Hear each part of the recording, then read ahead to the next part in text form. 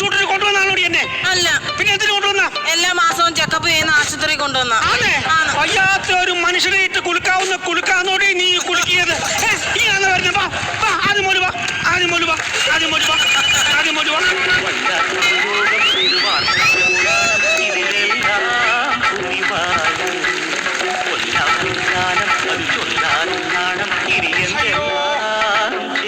ഇപ്പോഴാണ് ഈ ആംബിയൻസിനും എന്റെ ആറ്റിറ്റ്യൂഡിനും പറ്റിയൊരു പാട്ട് കിട്ടിയത്. നിന്ന് മനുഷ്യന്റെ കാലും നടുവും വേദന എടുക്കുന്നു. കസേരയല്ലേ കിടക്കുന്നത്, അങ്ങോട്ട് കേറി ഇരിക്കേ. ഇരിക്കണമെന്നുണ്ട്, പക്ഷെ എങ്ങനെ ഇരിക്കും? അത് വടി കുറുക്ക് നിൽക്കുമല്ലേ, പിന്നെ എങ്ങനെ ഇരിക്കും? വടി മാറ്റത്തില്ല. കുര്യാക്കോസിന്റെ വടി അങ്ങനെ ആരുടെ മുമ്പേ മാറുന്നില്ല. വേണമെങ്കിൽ കുര്യാക്കോസ് മാറും. എന്നാ പിന്നെ ഞാൻ ഡോക്ടർ വന്നൊന്ന് പോയി നോക്കിയിട്ട് വരാം. നോക്കിട്ടു. പിന്നെ വേറെ കാര്യം, ഡോക്ടർ ഒന്ന് നോക്കിയാൽ മാത്രം മതി. ഡോക്ടറുടെ ക്യാബിനിൽ ഞാൻ ആദ്യം കയറും, എന്റെ പുറകെ കയറിയാ മതി. നീ ഞാനല്ലേ കയറി എല്ലാം ആദ്യം രോഗം പറയേണ്ടത്. വേണ്ട, നീ ആദ്യം കയറില്ല. ഇവക്ക് ആദ്യം കയറുന്ന എന്തിനാണെന്നറിയാമോ? ഇവക്ക് എന്നെ അപായപ്പെടുത്താനാ. ഈ ഡോക്ടറുടെ വാതിലിന്റെ ഈ ഡോറിന്റെ വാതിലുണ്ടല്ലോ, ഈ വവ്വാലിന്റെ ചിറക് പോലെ ഇരിക്കുന്നത്, അടിക്കടെ നോക്കിയാ ഷൂ ഇടാതിരിക്കുന്ന ഡോക്ടറുടെ കാലൊക്കെ നമുക്ക് കാണാം. ആ വാതിലില് ഇവൾ ആദ്യം ചെന്ന് ഇങ്ങനെ തുറന്നങ്ങ് കയറും. ഒരു ദിവസം ഞാൻ പുറകെ കയറിയപ്പോ ഇവൾ ഈ വാതിലങ്ങ് വിട്ടു, എന്റെ മുഖത്ത് വന്ന് ഈ വാതിലടിച്ചു. വെറും BP ചെക്ക് ചെയ്യാൻ വന്ന ഞാൻ നെറ്റിയിൽ 8 സ്റ്റിച്ചുമായിട്ട് തിരിച്ച് വീട്ടിൽ പോയി. അങ്ങനെ സംസാരിക്കരുത്. ശ്രദ്ധയില്ലായ്മ തന്നെ അത്. കണ്ട പെണ്ണുങ്ങളെ നേഴ്സുമാരെ നോക്കി നടക്കുമ്പോൾ ആലോചിക്കണമായിരുന്നു ചുമ്മാ വാതിലിൽ ഒരു അടി കിട്ടുമെന്ന്. കഴിഞ്ഞ മാസം ഇവിടെ ഇതുപോലെ ചെക്കപ്പിന് കൊണ്ടുവന്നു. ഈ ഹോസ്പിറ്റലിന്റെ ഫ്രണ്ടിൽ ഒരു ഉദ്യാനമുണ്ട്. അവിടെ ഈ കൈക്കുമ്പിളിന്ന് ഇങ്ങനെ വെള്ളം പോകുന്ന ഒരു പ്രതിമ ഇരിക്കുന്നത്. ഞാൻ നോക്കിയപ്പം ആ പ്രതിമയോട് വരെ നിന്ന് കുശലം പറയുന്നു. ചുമ്മാ കള്ളം പറയരുത്. എവിടെ കൊച്ചാ നിന്റെ വീടെന്ന്? കുശലം പറഞ്ഞല്ല. ജല അമൂല്യമാണ്, അത് പാഴാക്കരുത്. ഭാവി തലമുറയ്ക്ക് നമ്മൾ കരുതി വെക്കണമെന്ന് ഞാൻ ഉപദേശിച്ചതാ കൊച്ചിനെ. കള്ളത്തരം പറയല് കേട്ടോ. ഇവൾ ഈ തലതിൽ പറിക്കുന്ന എന്റെ പറിച്ചു വരെ നിർത്താൻ ശ്രമിക്കുന്നുണ്ട്. ഇത് കാണുമ്പോൾ നിങ്ങൾ വിചാരിക്കും ഇവൾ എന്റെ ഭാര്യയായിരിക്കും, അല്ലെ അമ്മയായിരിക്കും, അല്ലെ എന്റെ പെങ്ങളായിരിക്കും എന്നും. ഇവൾ എന്റെ ബന്ധുക്കാരി പോലും അല്ല. എന്റെ മക്കളെ എന്നെ നോക്കാൻ നിർത്തിയ ഹോം നേഴ്സാ ഇവള്. Home nurse Molamma Varghese. മോളീന്ന് വിളിക്കും. ഈ കണക്കിന് പോയ എന്നെ ആയിരിക്കത്തില്ല, സാറിനെ ആയിരിക്കും മോളീന്ന് വിളിക്കും. വിളിക്കുന്ന കാര്യമല്ല പറഞ്ഞു. ഞാൻ നിന്നെ മോളീന്ന് വിളിക്കും. എന്തോ ഇത്ര നിർബന്ധം? ഈ താഴെ നിന്ന് വിളിച്ചാലും എനിക്ക് കേൾക്കാം. എന്റെ പൊന്നു വച്ച അതല്ല പറഞ്ഞെന്നും. ഞാൻ നിന്നെ വിളിക്കുന്നത് മോളീന്നാണെന്നാ പറഞ്ഞു. അങ്ങനെയാണെങ്കിൽ മോളമ്മേന്ന് വിളിച്ചാൽ മതി. പിന്നെ എന്നെക്കാട്ടി പ്രായമുള്ള കൊച്ചിനെയൊക്കെ ഞാൻ അമ്മേന്ന് വിചാരിച്ച് വിളിക്കാൻ പറ്റും. ഈ കൊച്ചിന്റെ കാര്യം വേണം, ഇത് വേണം. ആരോഗ്യം ശ്രദ്ധിക്കണം. വലിയ ആരോഗ്യമൊന്നും ഇല്ലല്ലോ, അപ്പൊ അടങ്ങി ഒതുങ്ങി ഇരിക്കണം. ആര് പറഞ്ഞിട്ട് എനിക്ക് ആരോഗ്യമില്ലെന്നും? നല്ല ആരോഗ്യം. എനിക്ക് ഭയങ്കര ഉരുക്കാന്റെ ശരീരം, നല്ല ഭയങ്കര ആരോഗ്യം എനിക്ക്. കഴിഞ്ഞിടയ്ക്ക് സന്ധ്യാപ്രാർത്ഥനയ്ക്ക് ബൈബിൾ എടുത്തപ്പോ ബൈബിളിന്റെ വെയിറ്റ് കാരണം മൂക്കൂത്തി മെഴുകുതിരി കെടുത്തി ആ മനുഷ്യനെ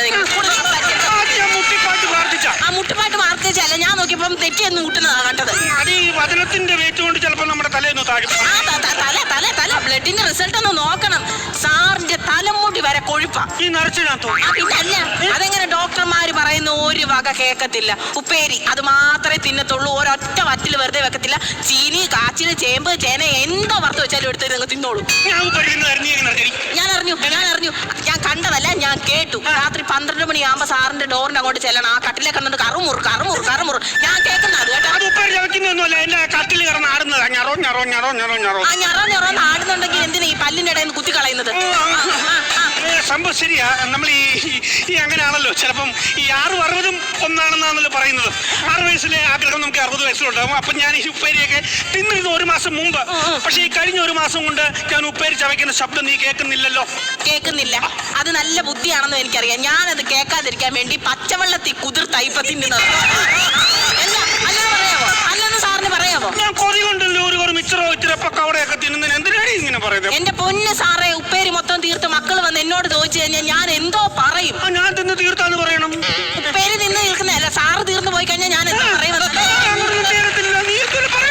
എന്താ പറയുമെന്ന് പറഞ്ഞാൽ അറിവുള്ളവർ പറയുന്നത് അനുസരിക്കണം. ഡോക്ടർ പ്രത്യേകം പറഞ്ഞിട്ടില്ലയോ ബേക്കറി സാധനങ്ങൾ തിന്നരുതെന്ന് പറഞ്ഞിട്ടുണ്ട്. ഈ വറുത്ത് പൊരിച്ച് വെക്കുന്ന ഒന്നും തിന്നരുതെന്ന് പറഞ്ഞിട്ടുണ്ട്. പ്ലാസ്റ്റിക് വരുന്ന സാധനങ്ങൾ തിന്നരുതെന്ന് പറഞ്ഞിട്ടുണ്ട്. കേൾക്കത്തില്ല. പ്ലാസ്റ്റിക് വരുന്ന സാധനങ്ങൾ തിന്നരുത് ഈ ഡോക്ടർമാരെ പറഞ്ഞാൽ മാത്രം പോരാ. അവരോട് പറയണം ഗുളികയും പ്ലാസ്റ്റിക് പേപ്പറിൽ പൊതിഞ്ഞ് തരരുതെന്ന്. അങ്ങനെ ചെയ്യാല്ലേ? നിർത്താവോ? ഞാൻ ഇന്ന് കണ്ടോ ഇവിടുത്തെ യോഹന്നാൻ ഡോക്ടറോട് ഞാൻ പറയും, ഞാൻ കൃത്യമായിട്ട് ഞാൻ മരുന്ന് കൊടുക്കാം. എന്റെ പൊന്നു ഡോക്ടറെ, സാറ് ഗുളിക കഴിക്കത്തില്ലെന്ന് ഇന്ന് ഞാൻ തുറന്നു ഞാൻ പറഞ്ഞു. ഞാൻ ഗുളിക കഴിക്കുന്നുണ്ട്. കള്ളത്തരം പറയല്ലേ? ഞാൻ കഴിക്കുന്നുണ്ട്. കള്ളം പറയരുത്. ഞാൻ തൂത്തുവാരാൻ ഞാൻ പെരക്കകത്ത് കയറി ഇപ്പൊ കട്ടിലടി കിടക്കുന്നില്ല. ഗുളികല്ല. അതെന്തോന്ന് വെച്ചാൽ നടത്താൻ പറ്റില്ല. സംഭവം ഈ 10:30 എനിക്ക് ഗുളിക കഴിക്കേണ്ട ടൈം. ഞാനൊരു 10 മണിയാവുമ്പം ഈ ഗുളിക കവർ പൊട്ടിച്ച് ഈ റൗണ്ടിലുള്ള ഗുളിക എന്റെ തിരുനെറ്റിക്ക് വെക്കും. എന്നിട്ട് ഇങ്ങനെ നെറ്റി അനക്കി അതിന്റെ മൂക്കിൽ കൂടി ഇങ്ങനെ ഉരുട്ടി ഈ മീശയുടെ അവിടെ വന്നപ്പോ ഒരു ദിവസം മറിഞ്ഞ് കട്ടിലടിപ്പോയത് എന്റെ കുട്ടിയാണ് ഓടിയത്. സാധാരണ ഒരു മനുഷ്യൻ ഗുളിക തിന്നുന്ന ഇങ്ങനാണോ? ശരി, ഞാൻ ഒരു 10-70 വയസ്സുള്ള മനുഷ്യനല്ലേ.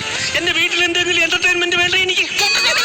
പിള്ളേർ ഫിറ്റ് കണക്കിന് ഒരു TV എടുത്ത് വെച്ചേക്കുന്നത്. അയ്യോ, അതാണ് ഹോം തിയേറ്റർ. Fit TV വെച്ചേക്കുന്നല്ലത്. എന്തെങ്കിലും ആയിക്കോട്ടെ, അത് കണ്ടങ്ങ് എന്റർടൈൻമെന്റ് ചെയ്താൽ പോരായോ? സംഭവം ശരിയാ, പിള്ളേരെ ഇച്ചിരി പൈസ മുടക്കി ഹോം തിയേറ്റർ സെറ്റ് ചെയ്തിട്ടുണ്ട്.